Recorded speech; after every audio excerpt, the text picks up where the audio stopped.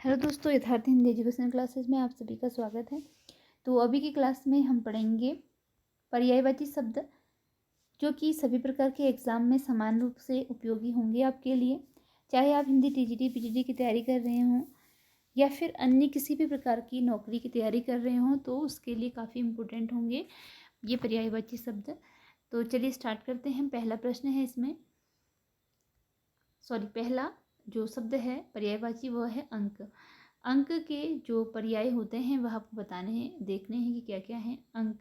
अंक का पर्याय संख्या भी होता है, नंबर भी होता है और क्रमांक भी होता है। देखिए यहाँ पर जो अंक शब्द है यह एक अनेकार्थी शब्द के रूप में भी आपके सामने प्रस्तुत हुआ है, क्योंकि अनेकार्थी शब्द वो होते हैं जिसमें एक शब्द के अलग अलग अर्थ होते हैं। तो अंक शब्द का अर्थ संख्या भी होता है, निशान भी होता है और गोद भी होता है। ठीक है, पहला तो ये एक आपका अनेकार्थी शब्द के रूप में आपके सामने आया है कि अंक का अर्थ संख्या भी होता है, निशान भी होता है, गोद भी होता है, नंबर भी होता है, चिन्ह भी होता है, क्रोड भी होता है, क्रमांक भी होता है, छाप भी होता है और अंकवार भी होता है। तो यह सब अंक के अर्थ हैं, यानी कि ये एक शब्द है और यह अनेकार्थी है, इसके अलग अलग अर्थ होते हैं। तो अनेकार्थी के रूप में आपने देखा। अब हम देखते हैं इसके पर्यायवाची के रूप में कि अंक के पर्यायवाची, अगर हम संख्या के रूप में अंक को ले रहे हैं तो उसके पर्यायवाची क्या क्या हो सकते हैं। संख्या, नंबर और क्रमांक होगा। दूसरा, अंक के रूप में निशान, चिन्ह और छाप इसका पर्यायवाची होता है। तीसरे रूप में अंक का पर्यायवाची अगर गोद के अर्थ में लेंगे तो गोद, क्रोड और अंकवार इसका पर्याय होता है। तो इस प्रकार अंक शब्द अनेकार्थी शब्द भी है और इसके पर्यायवाची भी हैं। ठीक है, पहले में संख्या, नंबर और क्रमांक भी होगा अंक का पर्याय। दूसरे में अंक का निशान, चिन्ह और छाप है और तीसरे में गोद, क्रोड और अंकवार है। अगला शब्द है अंकुर। तो अंकुर का जो पर्याय है वह है अंखुआ, कलिका, कोम्पल, गाव और कल्ला।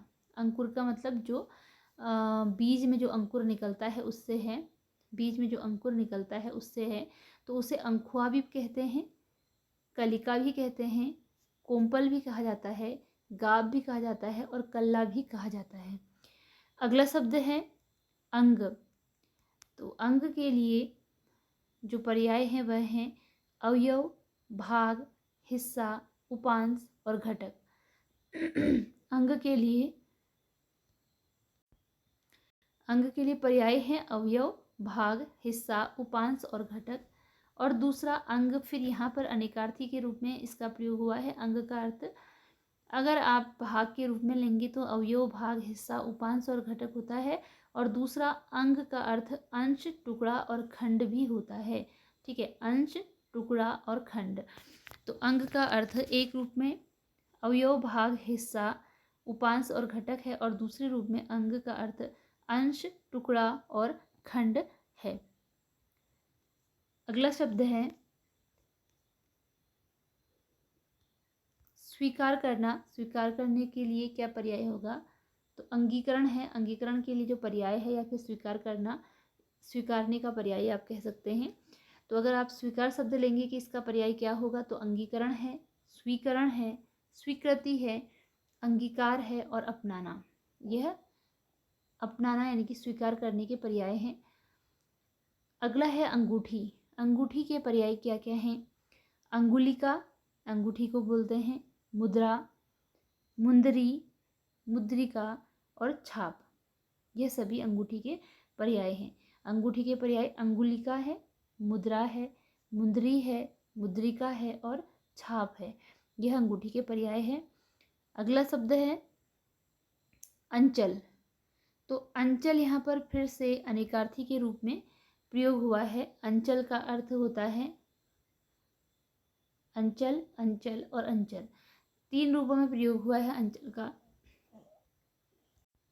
अनेकार्थी के रूप में।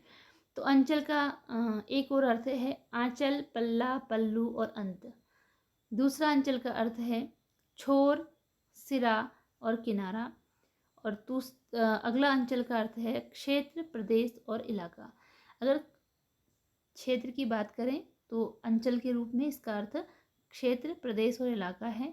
और अगर किसी किनारे की ओर बात करें तो अंचल का अर्थ मतलब कि अंचल के पर्यायवाची शोर, सिरा, छोर, सिरा और किनारा है। और अंचल का आंचल के रूप में, पल्ले के रूप में उपयोग किया जाता है। तो आंचल, पल्ला, पल्लू और अंत इसके पर्याय हैं। तो इस प्रकार जो आंचल शब्द है यहाँ पर अनेकार्थी शब्द है, इसके अलग अलग अर्थ हैं। मतलब कि शब्द एक है, अंचल ही है, लेकिन अर्थ अलग अलग है। आंचल भी इसका अर्थ है, छोर भी इसका अलग अर्थ है, क्षेत्र भी इसका अर्थ है, पल्ला भी अर्थ है, सिरा भी अर्थ है, प्रदेश भी है, और पल्लू किनारा इलाका है, अंत है। तो इसके अलग अलग अर्थ हैं, इसलिए यह शब्द अनेकार्थी शब्द के अंतर्गत भी आता है। और इसके जो मुख्य पर्यायवाची हैं वह भी हमने देख लिए कि किस किस रूप में इसके पर्यायवाची हैं। कभी आपको हो सकता है कि अंचल शब्द दे दिया जाए और उसका पर्याय किनारा दे दिया जाएगा, तो कुछ ऑप्शन अलग होंगे, केवल एक आंसर सही होगा, तब आपका आंसर किनारा सही हो जाएगा। ठीक है, तो मिलते हैं ये अगली क्लास में कुछ नए शब्दों के साथ, नए पर्यायवाची शब्दों के साथ। अभी की वीडियो हमारी यहीं पर एंड होती है। अगर आप चैनल पर नए हो, चैनल को सब्सक्राइब जरूर कीजिएगा, क्योंकि इस चैनल पर आपको मिलती हैं डेली नई वीडियो जो आपकी तैयारी बेहतर बनाने में आपके लिए काफ़ी हेल्पफुल होंगी। धन्यवाद।